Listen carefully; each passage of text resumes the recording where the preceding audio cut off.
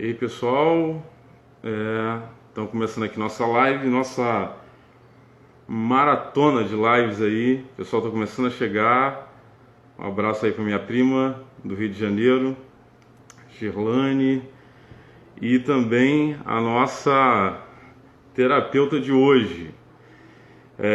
Hoje a gente tem um tema muito importante. A gente está fazendo uma proposta aí de uma maratona de uma maratona de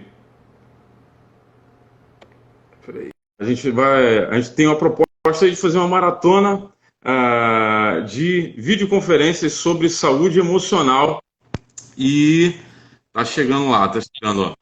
Kelly tá chegando. Já vi até um pé. Já vi até um Ah, pé. é que primeiro a gente coloca o pé, depois a gente chega, a gente vai andando, ué.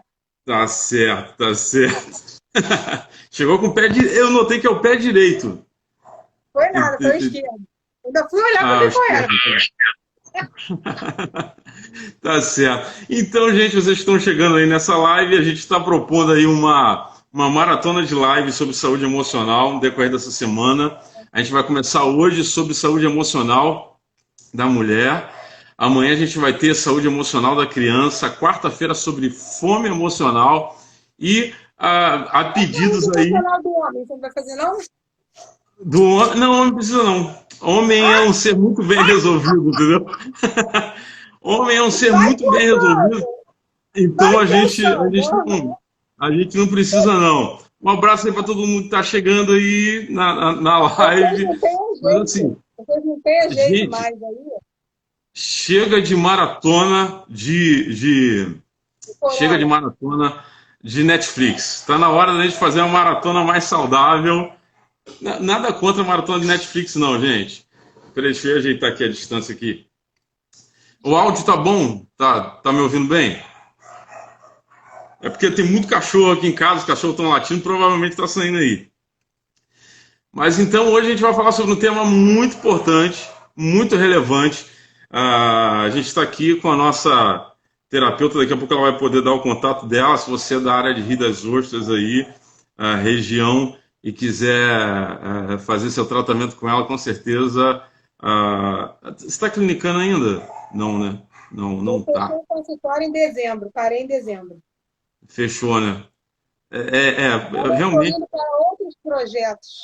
Coriolano está falando que os homens são brabos. Os homens são bravos. Se vocês estão ouvindo o som do cachorro é porque o áudio tá bom.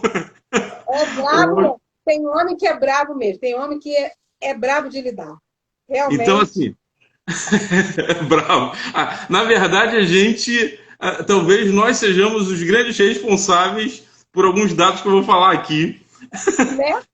Pois Tem uns é. dados aqui da Organização Mundial de Saúde que é assustadora. Que é assustadora, e talvez você vai entender um pouco mais do porquê que a gente está fazendo essa live aqui sobre saúde da mulher.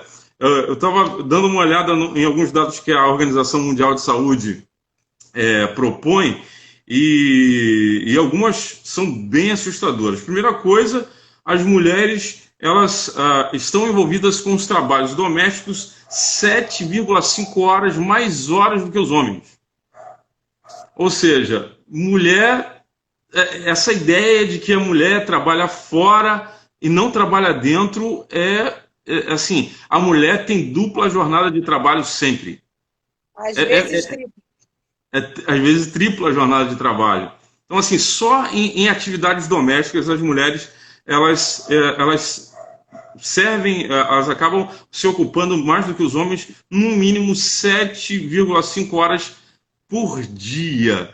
E isso com certeza traz um desgaste aí para as mulheres que vai desencarretando um monte de coisa. Depois a gente vai falar sobre alguns dados sobre depressão e ansiedade nas mulheres, que é realmente assustador. Para você que está chegando aí na live, como eu falei, a gente está aqui com a psicanalista Kelly Arruda. Daqui a pouco ela vai dar um pouquinho do currículo dela para vocês aí, mas ela é especialista nessa área, gente. Ela saca desse negócio de saúde emocional de mulher, já faz um trabalho aí já há bastante tempo. Tenho certeza que ela vai ter um conteúdo bem legal para poder passar para vocês. Mas vamos falar, Kelly, já nesse começo aí, a respeito de ocupação. É assim, o que aconteceu na história? Depois a gente vai ver aqui que os dados de mulheres com depressão e com ansiedade são muito maiores do que os dos homens.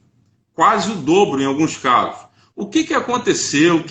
Qual foi o gatilho que culturalmente disparou isso e fez com que hoje as mulheres tivessem tantos distúrbios emocionais e necessitassem esse cuidado especial? Compartilha com a gente aí. Boa noite, gente. Agora que o Arthur parou de falar, porque eu nunca vi a pessoa, nunca vi um homem que fala tanto. Boa noite, um prazer estar aqui com vocês. Então, Arthur, eu acho que tem um gatilho que é básico, que é a necessidade de ser, ao mesmo tempo de ter um reconhecimento na sociedade, de ter uma visibilidade. Isso muitas vezes é provocado. Claro que tem muita história lá para trás. Se você for ver a história, a cultura humana, né, em relação à mulher, você vai ver que ela foi, em alguns momentos, ela foi, como se diz, divinizada praticamente, né? Ela era pintada por vários pintores e tal, ela era aquela pessoa endeusada. Em outros momentos, ela foi aquela que tinha que servir. E ela não era vista de outra forma. A gente vê mesmo nos tempos bíblicos que a mulher, quando era estéril, ela não servia para nada, porque a função dela era, né, grosso modo falando, a função dela era parir. Entendeu? Era procriar. E isso é uma coisa cultural. Só que chegou um tempo em que a gente precisa da mulher, e a mulher se precisou no mercado de trabalho, por exemplo. A gente vê aí a dissolução de muitas famílias em que as mulheres precisaram ser o papel masculino da família. Isso é impossível, mas se precisou fazer essa função. Famílias em que as mulheres precisaram assumir diversos outros papéis, às vezes até o marido estava em casa, mas ela precisava assumir papel, por exemplo, se a gente for ver dentro da religião, um papel do sacerdote da casa ficava para a família. Isso a gente vê muito hoje, né? Então, acabou que é o ser, a necessidade de ser e de ter um reconhecimento. Porque no momento que você tem que ser alguma coisa, o seu ego, o seu interior pede que você seja visto, né? Porque quem não é visto não é lembrado. Então, ninguém quer ser esquecido. E a gente passou muito tempo disso. E aí, a gente soma isso, na minha opinião, a gente soma isso. Claro, aí a gente precisaria falar de inconsciente coletivo, mas a gente soma isso a uma mídia crescente que expõe a mulher extremamente. Que enquanto antes a gente era existia para ser subserviente, hoje a gente falsamente existe para mandar, para ser superior. O feminismo está aí que diz isso, né? A gente tem que ser esse negócio de tem que ser igual ao homem, ou superior. Então, assim, veio tudo isso junto. E a gente acabou caindo num outro extremo, porque a mulher, para aparecer, né, assim, para se mostrar realmente que ela estava ali, ela acabou dando lugar a muitas desvalorizações. A gente vê as músicas hoje, por exemplo, os funks que falam de mulher, e muitas outras músicas aí, que denigrem, na verdade, a imagem da mulher. Muito. Então, se caiu no extremo. Tipo, você aceita o que estão fazendo com você, aceita a violência. É a mesma coisa de um casamento aí de uma pessoa tóxica. Você aceita a violência para se manter casado. Então, você aceita a violência que estão fazendo com você, a violência de mídia, a violência de imagem que estão fazendo com você, para você se manter com o título de mulher. Porque mulher hoje tem que trabalhar fora, mulher hoje tem que ser braba, mulher hoje tem que ser valentona, mulher hoje tem que saber fazer tudo dentro de casa e fora de casa. Então, assim, eu acho que é uma junção disso tudo, né? Você falou sobre um tema muito interessante, que até desperta a gente para um tema a se pensar. Você falou a questão da violência. Na verdade, quando os dados de televisão vêm falar sobre violência contra a mulher, aliás, quero aqui já agradecer as 63 pessoas que estão com a gente aí. Se você tiver alguma pergunta para mandar, a gente vai tentar ir responder aí na lista. Eu vou tentar voltar aqui quando a Kelly estiver falando. Mas falando sobre violência. A violência ela tem tentado se frear a violência na área do direito, na área de legislação. Será que a área, essa questão da proteção a respeito da violência contra a mulher, ela não está mais na área psicológica do que na área legislativa? Olha, esse é um tema que eu gosto, porque, inclusive, eu trabalho no CEAM, que é o Especializado de Apoio à Mulher Vítima de Violência, aqui em Rio das Ostras, né? E a gente vê lá o seguinte: chegam muitas mulheres vítimas de violência, não só violência física, são diversos os tipos de violência, a gente acaba vindo à tona mais a violência física. Mas o que eu percebo no trato com essas mulheres lá, e em outros lugares também, né, tanto de forma oficial como de forma oficiosa, é que a grande violência é autoviolência. A mulher se violenta e por isso ela aguenta a violência. Ela se violenta emocionalmente. Você só pode dar aquilo que você tem. Você só vai aceitar para você aquilo que você acha que é capaz.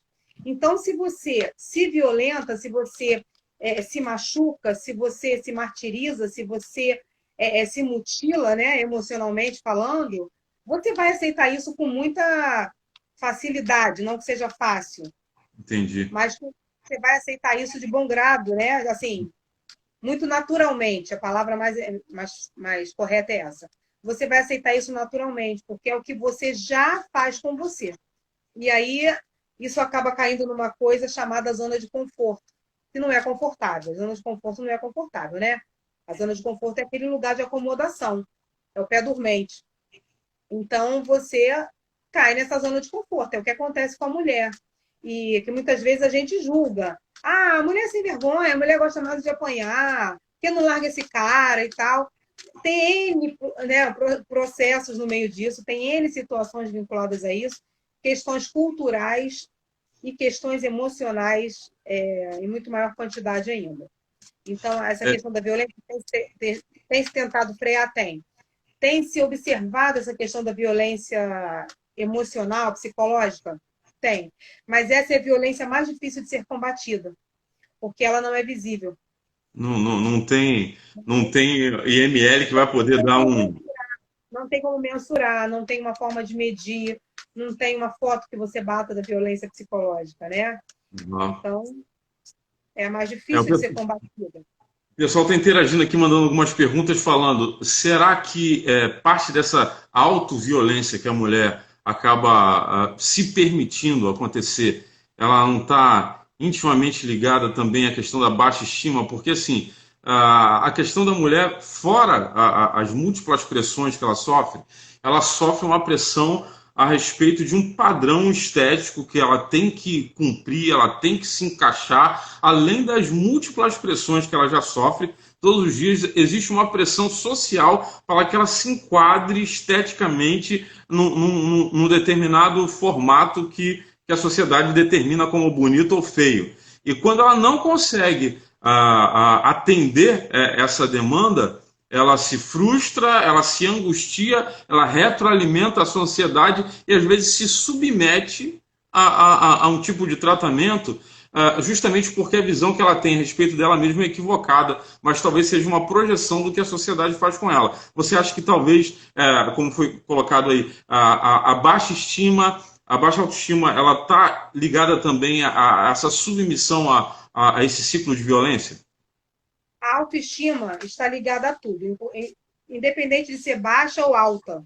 A autoestima, a estima por si mesma, está ligada a todas as coisas. É ela que autoriza ou desautoriza todas as ações, na verdade. Quando você fala de padrão, você falou e me veio à mente uma coisa muito interessante, é que o padrão de beleza, por exemplo, por que a mulher busca tanto padrão de beleza? E hoje em dia, não só a mulher, tá? A gente tem visto muitos homens por esse mesmo caminho.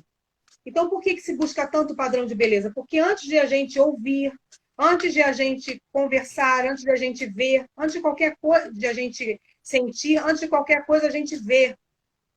Então, se você tem um padrão que no primeiro momento é aceito, você não tem necessidade de expor aquilo que você tem dentro. Agora, quando você tem um padrão que você que não é aceito, que não vai de encontro àquilo que se pensa, você automaticamente tem a obrigação de ter dentro aquilo que vai suprir o que não tem fora.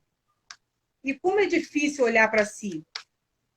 A grande maioria das mulheres olha no espelho para ver se o cabelo está em pé, para ver se a maquiagem não está borrada, se a roupa está combinando. Mas quantas olham e veem? E aí eu gosto de falar uma coisa que é o seguinte: olhar é muito diferente de ver. Se você levar um cego para a beira da praia e falar para ele, olha o mar, ele vai olhar o mar, mas ele não vai ver o mar.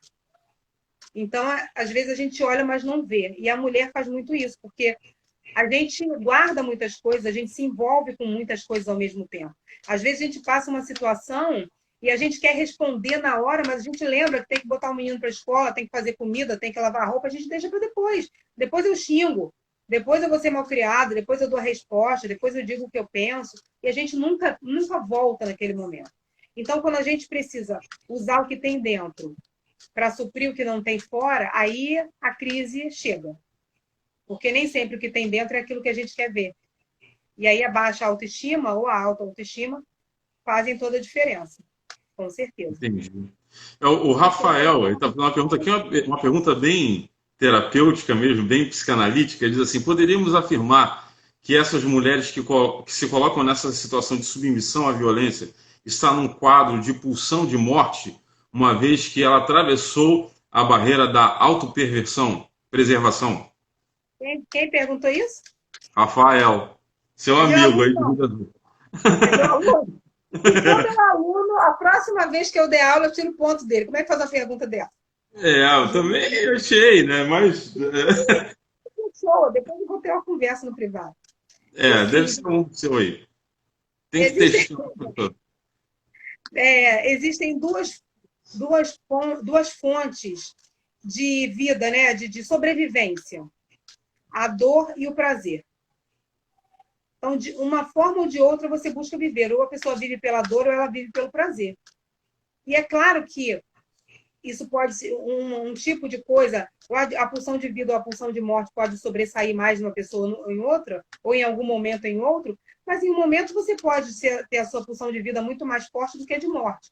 Então, nesse caso, a gente pode dizer que a pulsão de morte dela é mais forte? Eu não sei, eu não avaliei. Cada mulher é uma mulher. Cada caso é um caso. Ela pode estar com alguma coisa muito travada e aí ela não conseguiu lidar nem com as pulsões. Se a pulsão dela estivesse funcionando, talvez ela já tivesse ou cometido suicídio ou matado o cara. Você entende? Por quê? A pulsão está travada, é o superego. O cara é o superego.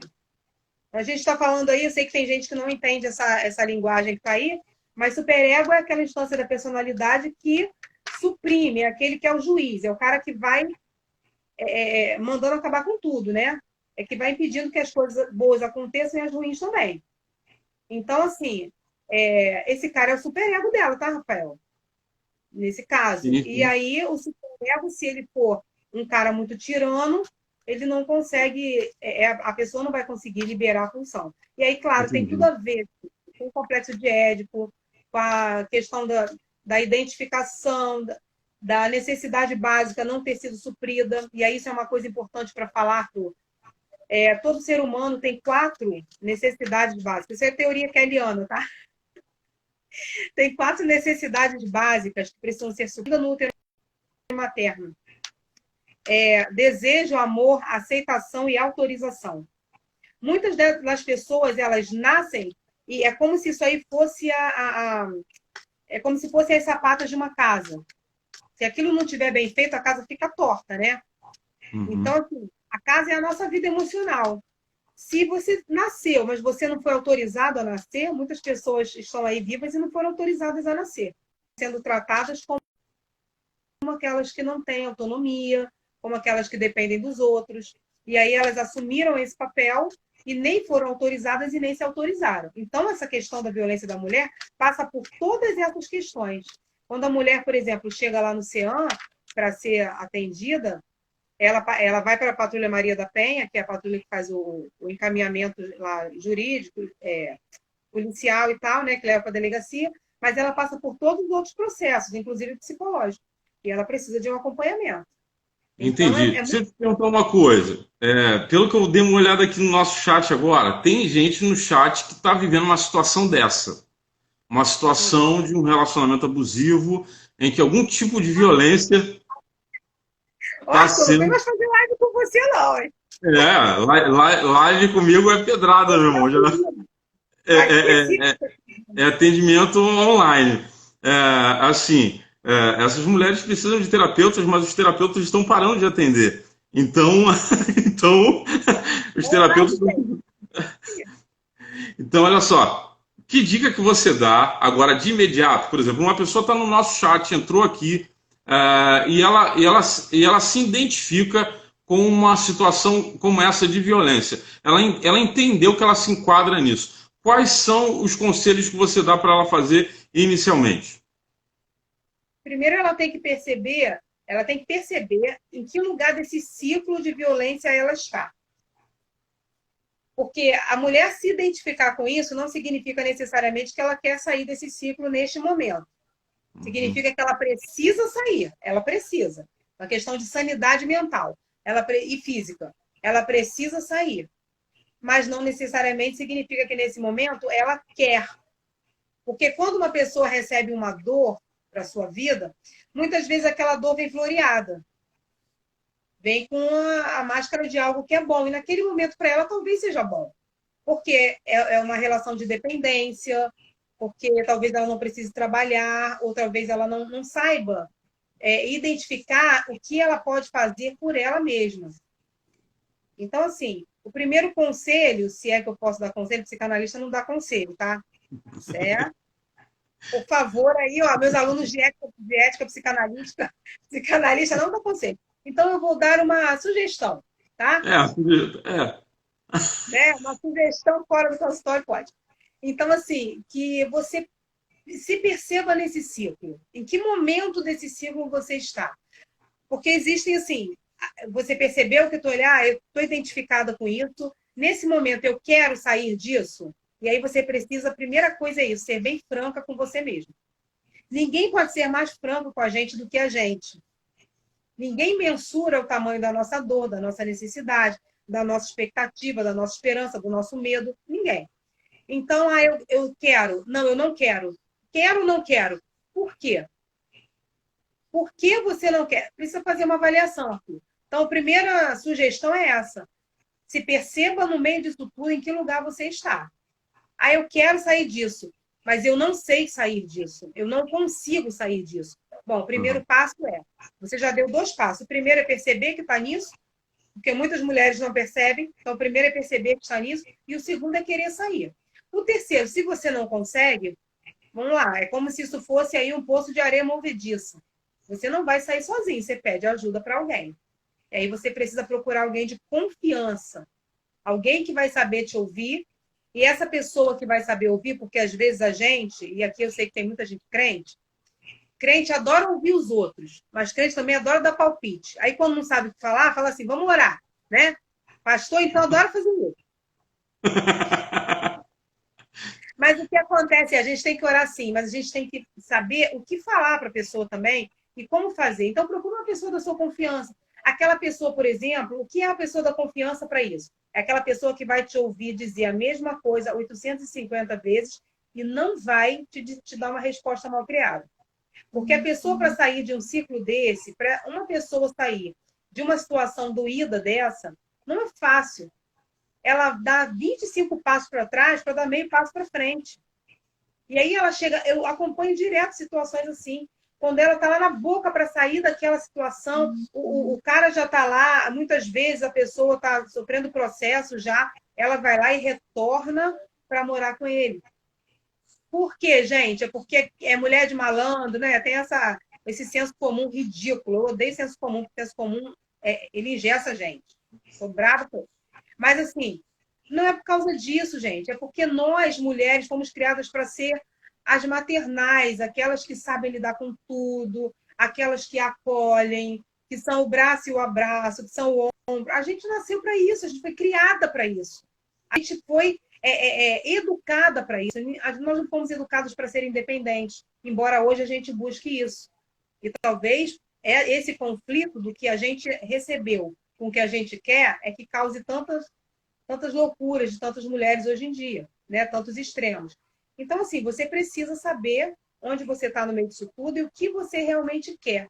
Agora, de repente, você vai chegar à conclusão que você não quer. Eu não quero sair disso agora. Não é vantagem para mim sair disso agora. É uma decisão sua. Aceitável? Para muita gente, não. Mas é aceitável para você? Então, continua com ela. Mas, assim, entenda que você tem direito de ser feliz. Você nasceu É, para ser feliz. eu Você notei nasceu para aqui, receber o melhor de Deus para sua vida. entre, entre algumas pessoas que Não sei se eu colocaram respondi ou aqui. baguncei. Não, não, foi joia. Se você dá uma olhada aí nos comentários, estão bem bacana. Tem gente que já saiu da situação, tem gente que está se sentindo na situação.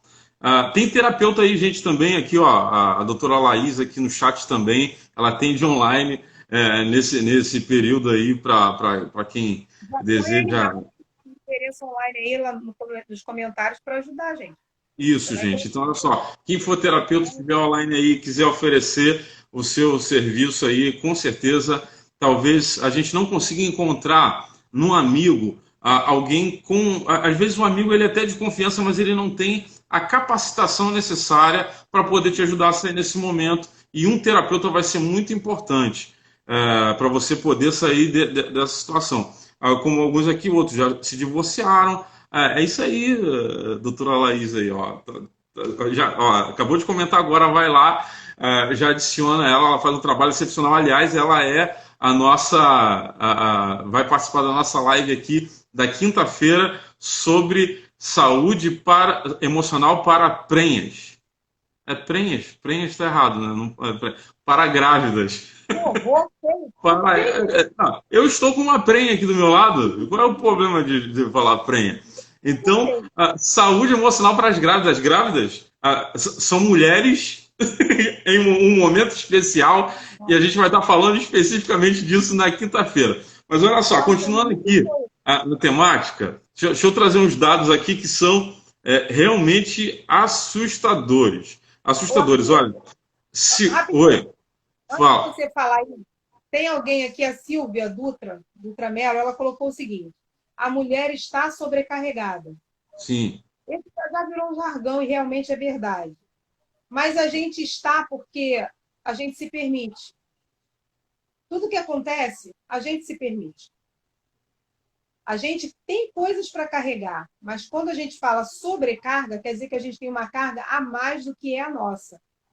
Então a gente pode filtrar, tem coisas que não são nossas, gente. A gente carrega culpas que não são nossas, a gente carrega dores que não são nossas, a gente carrega a vida dos outros.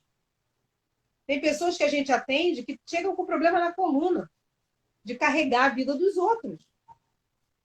Porque não conseguem carregar a sua própria vida e carregam a vida dos outros. E, claro, vão ter uma sobrecarga, porque enquanto carrega a vida dos outros, os outros estão lá, lindos, belos, plenos, maravilhosos, e vocês estão super pesados com a carga que não é sua, né? Então, vamos dar uma filtrada aí, a gente precisa aprender a se permitir o melhor para nós. Porque se a gente não fizer isso, né? Vamos É. lá.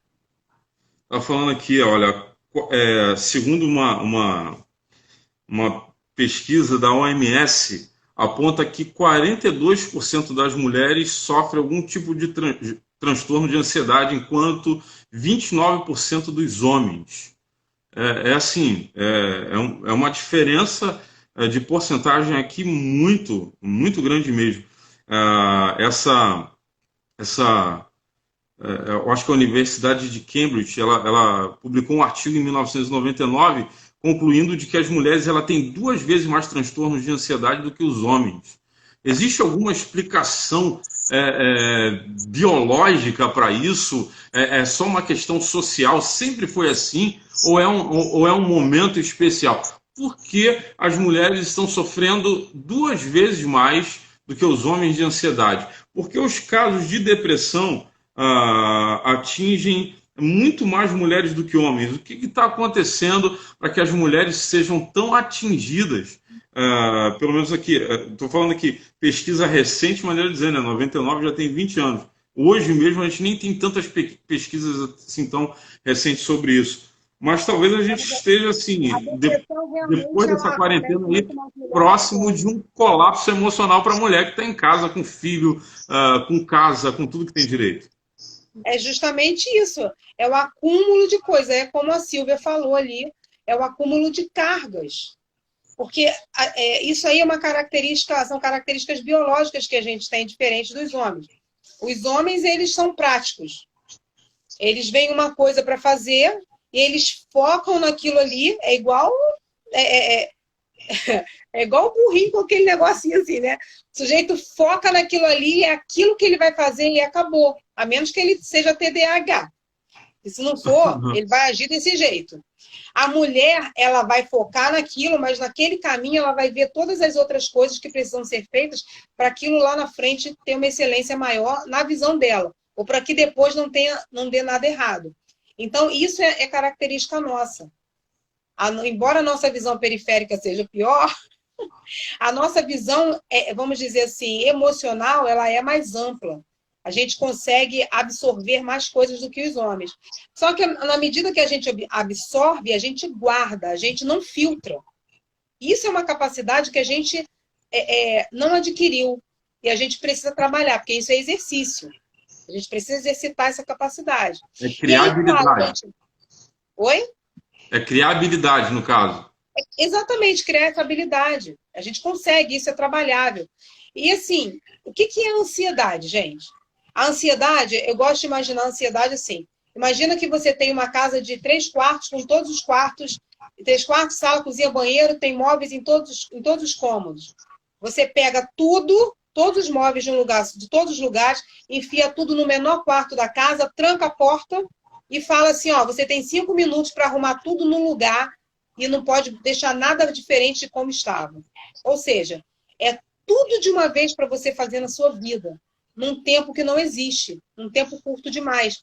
Ansiedade é a nossa alma gritando, né? É como se fosse um borbulhar da vida inteira em 5 minutos, ou seja, é uma intensidade de coisas. É muita coisa junta. Então, isso é ansiedade, né? Vamos dizer assim, a grosso modo falando. Não estou dando explicação científica aqui. Tentando criar uma imagem para a gente ver a gravidade disso.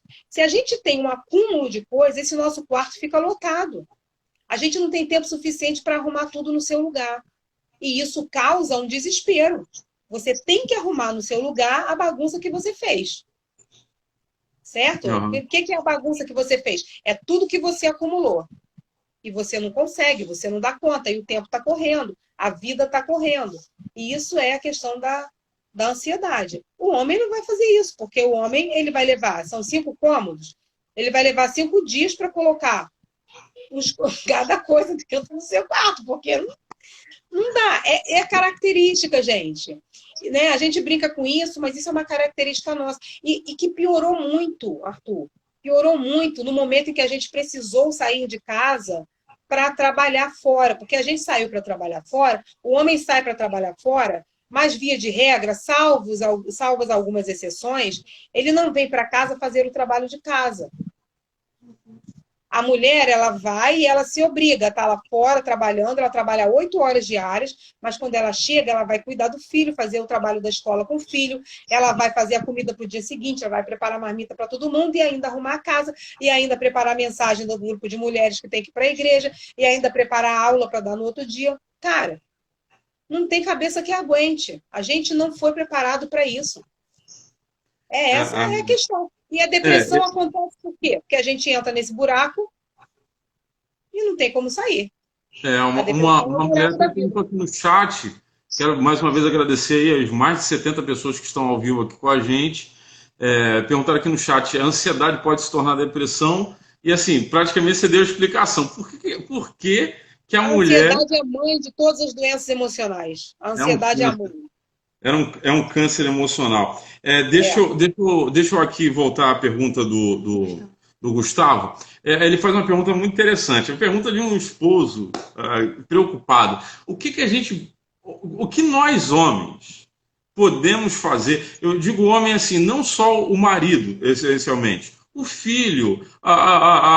O que nós homens podemos fazer para ajudar a mulher na sua saúde emocional? Porque é muito fácil, às vezes, o cara pagar... Não, eu pago terapeuta para você.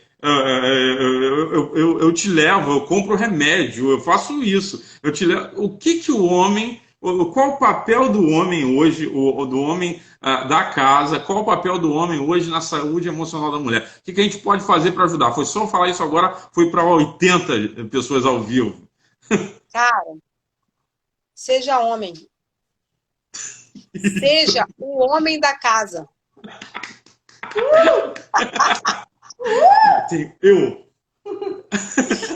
É sério, seja o homem da casa, porque se você não for o homem da sua casa, a sua mulher vai fazer o papel da mulher e ela vai perceber a deficiência que está lá e ela vai tentar suprir isso.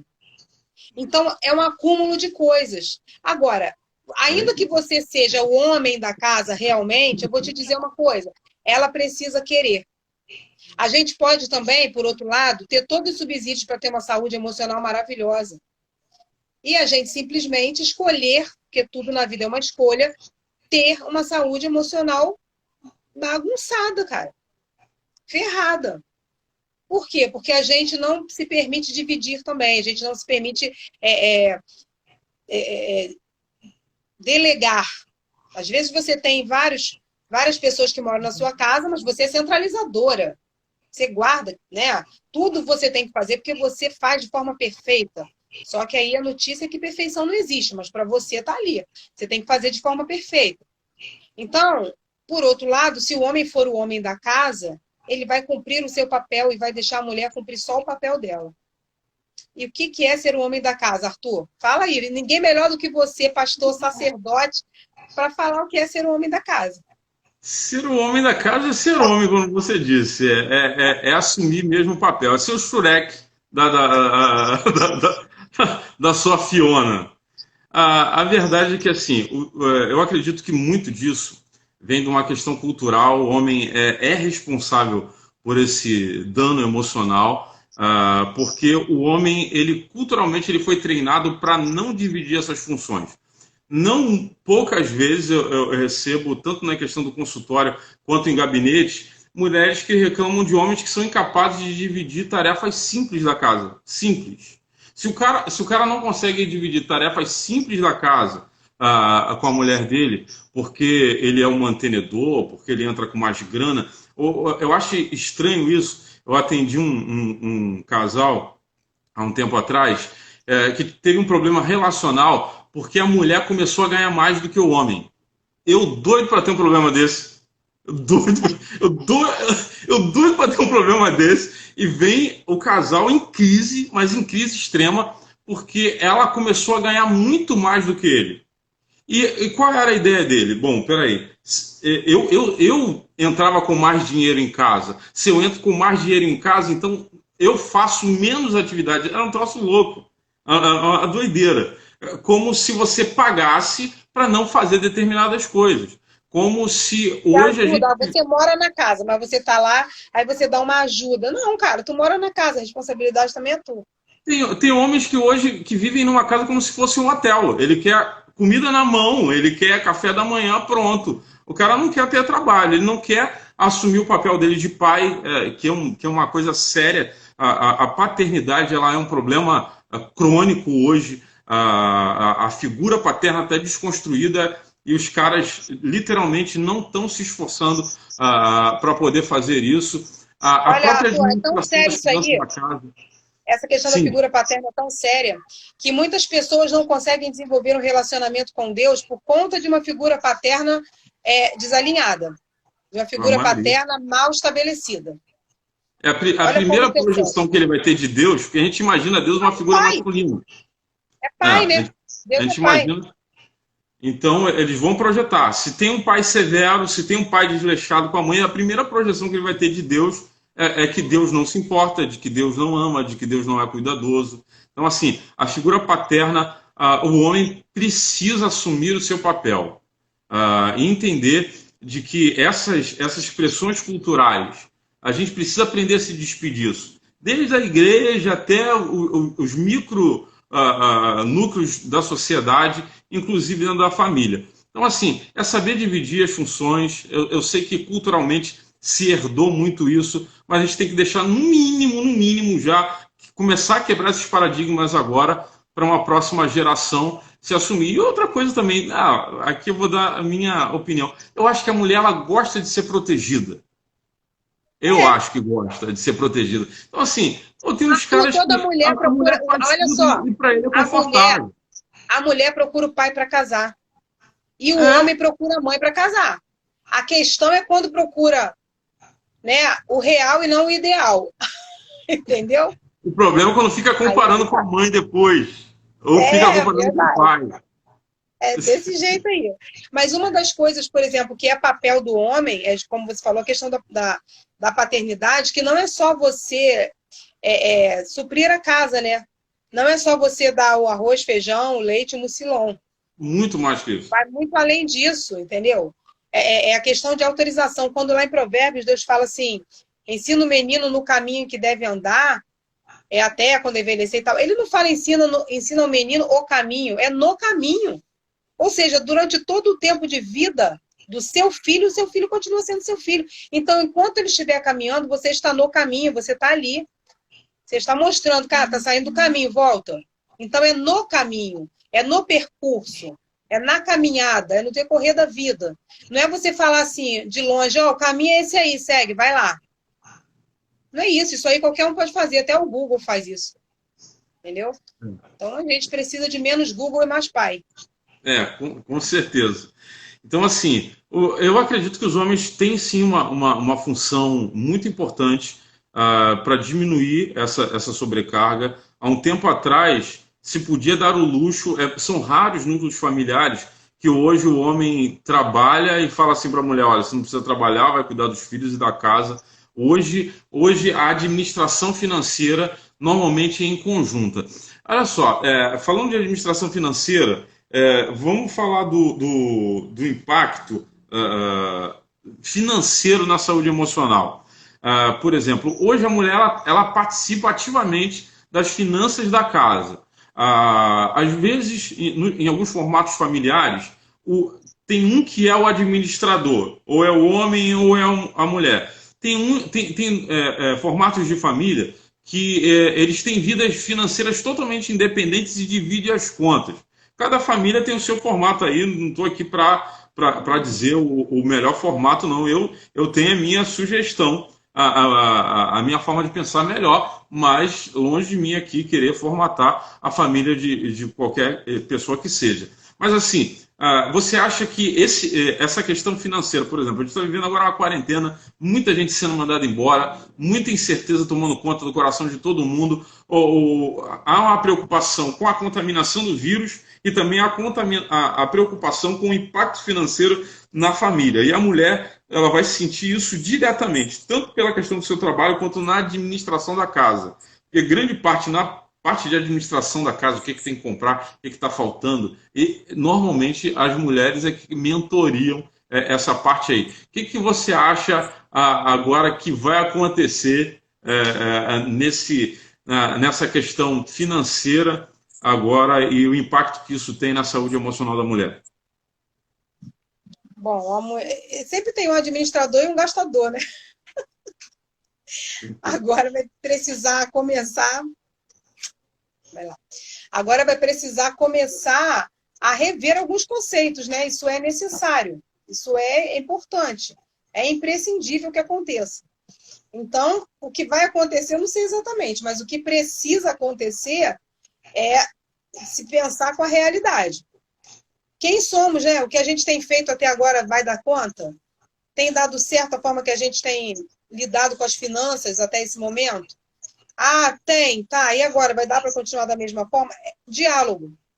Eu acho que agora tudo vai precisar ser baseado no diálogo, o tempo inteiro. Então, assim, é bom aproveitar essa quarentena para bater um papo bem bacana sobre finanças, porque com certeza vai ter aí muita coisa vai ter que ser reformulada financeiramente. Toda crise gera mudança, né? Toda crise gera mudança. Ela provoca isso. Deixa eu colocar duas questões aqui, Kelly. Saiu aqui a questão. O Max está falando assim: se os homens se acostumarem a dividir as atividades domésticas, com certeza essa sobrecarga vai conseguir diminuir. mas se eu não me engano a Adriana colocou aqui também no chat a seguinte expressão: olha, nem todas as famílias têm esse formato da figura paterna, a figura masculina. Por exemplo, algumas mulheres são sozinhas, são mães solteiras, são viúvas, são mulheres que estão tendo que fazer também dupla função. Dificílimo. Se a carga emocional sobre uma mulher que pode compartilhar com o homem, talvez para uma mulher que ela tem que fazer essa dupla função durante algum tempo, o que você, pelos casos aí que você já conseguiu acompanhar, deu um lag. Voltou a internet? Voltou? Voltou. Voltou. Gente, tenha paciência, porque ela mora em Rio das Ostras, e Rio das Ostras na internet não é boa. Tá. Brincadeira. Internet de Rio das Ostras é muito melhor que a de Cabo Frio. Mas fala aí, para a família que não tem a figura paterna, a mãe solteira, que cria os filhos, ela não tem essa parceria, como é que ela vai fazer? Olha só, independente de qualquer coisa, a gente sabe o que é o ideal, né? Isso é o ideal. O pai presente é o ideal. Mas se a gente não tem o pai presente, a gente tem que trabalhar. Deu mais uma travadinha aí, Kelly, pelo menos para mim aqui. Deu uma travada, eu acho que na de Kelly ali. Eu não sei se é a minha internet ou se é de Kelly. Voltou. Desejo, aceitação e autorização, a gente tem que desenvolver isso, né? É trabalhar a autonomia emocional. Quando a gente não consegue fazer isso, aí vai para terapia, né? Aí a terapia psicanalista vai lá e faz isso. Mas a gente precisa, isso é o que a gente precisa trabalhar. Então foca nisso. Você vai conseguir ser o pai do seu filho? Não, é impossível. Você vai conseguir suprir tudo que o pai precisaria, emocionalmente falando? Não. E tudo bem, você não tem que se sentir culpada por isso, porque você é mulher. Mas você pode fazer a sua parte, que é educar o seu filho para a vida. E educar o seu filho para ter autonomia emocional. E claro, gente, cada pessoa lá na frente, ela vai desenvolver suas próprias habilidades. A gente não aprendeu tudo que os nossos pais ensinaram, né? Com o tempo a gente vai desenvolvendo habilidades para a vida. E vai precisando de mudar algumas coisas, mudar outras, compreender algumas coisas. Todos nós crescemos com deficiências emocionais. Todos temos. E o nosso papel, depois de grandes, é entender que somos responsáveis pelas nossas próprias emoções, independente das emoções que nós recebemos, independente daquilo que foi plantado em nós. Isso. Então, essa questão que é chamado de mãe solo, né? É uma mãe sozinha que tem múltiplas razões de acontecer. Gente, a gente chegou a bater aqui 90 pessoas agora nesse final da live, mas a gente tem menos de 10 minutos para encerrar a live. A live aqui no Instagram é 1 horinha para a gente poder encerrar a live. Então, assim, desde já eu quero agradecer muito todo mundo que participou, que está aí escrevendo. Deixa eu ver aqui. Hoje a mulher trabalha para ajudar com tudo, casa, serviços domésticos. Todo mundo que está aqui comentando na live. Gente, não sei se vai dar tempo de responder todo mundo, mas a gente quer agradecer aí. Mas daqui a pouquinho a gente está se despedindo. Falta alguns minutinhos só para a gente poder encerrar essa live aí, mas eu tenho certeza que muita coisa bacana foi compartilhada aqui, e hoje é só a primeira dessa maratona de lives aí sobre saúde emocional. Fica ligado aí nos próximos dias, às 8 horas. Gente, na Globo tá passando novela repetida, tem um monte de coisa ruim aí. Eu li na televisão, parece vale a pena ver de novo Eterno. Então, e só notícia ruim. Então, assim, tem muita coisa bacana para você poder estar aprendendo aqui sobre saúde emocional. Olha só, para a gente encerrar aqui e falar sobre a questão de terapia, Kelly, você recomendaria terapia para todo mundo? Todo mundo deve, porque isso diverge entre terapeutas. Você acha que todo mundo deveria fazer terapia em algum momento? ou você acha que deve procurar o terapeuta aquelas pessoas que reconhecem ou que alguém o reconheceu em crise? Olha, eu vou responder com a frase que eu coloquei hoje sobre o meu terapeuta. Terapia tinha que vir na cesta básica. Eu acho isso. E assim, gente, o homem, principalmente no mês de novembro, ele vai lá ver se não tem câncer de próstata. Ele vai fazer a prevenção. A mulher vai fazer prevenção de colo de útero, vai fazer prevenção de câncer de mama, enfim. A gente fica fazendo prevenções das nossas doenças físicas. Por que a gente não pode prevenir as nossas doenças emocionais? Quando você vai a um terapeuta, mesmo que você ache que não tenha nada a ser tratado, e todos temos uma neurosezinha de estimação, todo mundo tem uma neurosezinha de estimação. A gente dá ração para ela todo dia, bota água, bota para dormir junto, e ai de quem falar que a gente tem que se livrar dela. Então a gente tem isso. Leva para passear, não tem jeito. Mas assim, por que a gente não pode ir a um terapeuta para prevenir isso? Bom, o que eu posso te ajudar? Eu não sei, mas eu vim ver se eu estou normal, eu vim ver se eu estou com a cabeça no lugar, se o parafuso está apertado, não sei. Mas quando você chegar lá, que ele te perguntar isso, você vai falar, eu acho que não tenho nada para trabalhar, mas pensando bem, tem um negócio que eu queria perguntar. E aí, meu filho, você não vai sair de lá com menos de 3 meses. Porque a gente sempre tem. Gente, é prevenção, a gente pode prevenir. Quando você vai falar aí sobre a saúde emocional na gravidez, tem um projeto, eu tenho um projeto que é o Projeto Nascer, que é de saúde emocional, trabalhar a saúde emocional na gestante, justamente para que ela não cause doenças emocionais no seu filho, para que ela não provoque isso. Principalmente na primeira infância, que a gente sabe que é extremamente crítico, né? Então, a gente precisa prevenir. Prevenção. A gente está falando aí do coronavírus. Qual é o melhor tratamento? É a prevenção. Qual é o melhor tratamento para as suas doenças emocionais? É a prevenção. Não espere ter depressão para ir procurar um terapeuta. Não espere ter um transtorno do pânico. Não espere estar na fase aguda da sua ansiedade. Não, gente. A gente precisa prevenir.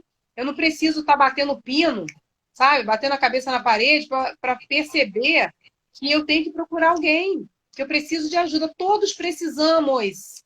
Somos seres humanos, todos nós precisamos de apoio, todos nós precisamos de ajuda, todos nós precisamos de alguém que veja diferente de nós, que veja do ponto de vista do outro lado.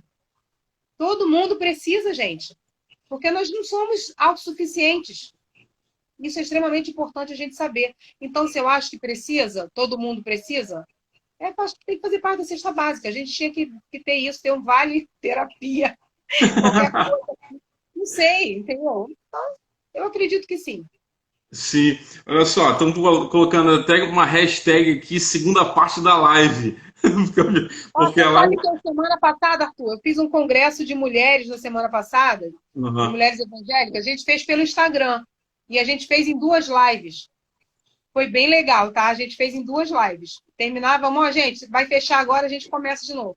E foi super bacana. A gente pode pensar aí numa segunda live, uma hora dessa aí. Eu acho que a gente vai ter que retornar esse tema aí, porque esse tema rende. Falando nisso, gente, amanhã, a internet de Kelly está dando um lag lá. Amanhã a gente vai estar aqui com a doutora Ana Lu. A gente vai estar falando sobre saúde emocional da criança. Então, assim, você que está com suas crianças em casa, a gente vai falar sobre esse tema. A gente vai falar sobre ferramentas que você vai ter para poder utilizar na sua casa para manter tudo saudável. Gente, caiu tudo aqui em casa, lá fora, não sei o que foi. Deve ter sido os cachorros. Essa live aí? Caiu tudo lá fora. A live assim, live aqui é mais emocionante. Vai ter quando a live? Essa live da criança? Amanhã mesma hora. Saúde emocional da criança, vou estar com a doutora Ana Lu, psicóloga amanhã. A terceira live vai ser na quarta-feira sobre fome emocional. Galera que está aí, ó, só comendo nessa quarentena. Vou estar com o psicólogo Wanderson. Tem muita gente que vai ser bem gordinha nessa quarentena. Ele é top. E na quinta-feira a gente vai encerrar, na verdade nem tinha, mas a gente vai pedindo, gente, se vocês quiserem pedir algum tema aí sobre live dentro dessa pegada aí de saúde emocional, pode sugerir, sempre 20 horas, gente, o pessoal está perguntando aí, sempre às 20 horas, essa semana toda até quinta-feira. Na quinta-feira a gente vai estar falando sobre saúde emocional da grávida. As grávidas estão entrando em pânico e deixando os homens em pânico, porque as lojas estão fechadas, não tem onde comprar as coisas que elas querem e está deixando a gente em pânico. Eu acho que vai precisar fazer uma live sobre como ser marido de grávidas em quarentena. Aí não precisa de especialista, não. Eu mesmo posso dar a live sozinho sobre esse tema. Gente, mas olha só, 5 minutinhos para a gente terminar. Quero agradecer muito aqui a Kelly, minha amiga aí de muitos anos, acho que mais de 20 anos, né, Kelly? Ó, você foi meu padrinho de casamento. Eu já tenho 19 anos de casado, vou fazer agora esse ano. Nossa, velho. A gente é velho mesmo. Mais de 20 anos, então, aí de amizade. Então, quero agradecer muito aí a Kelly por poder compartilhar. Espero que tenha abençoado vocês de alguma forma.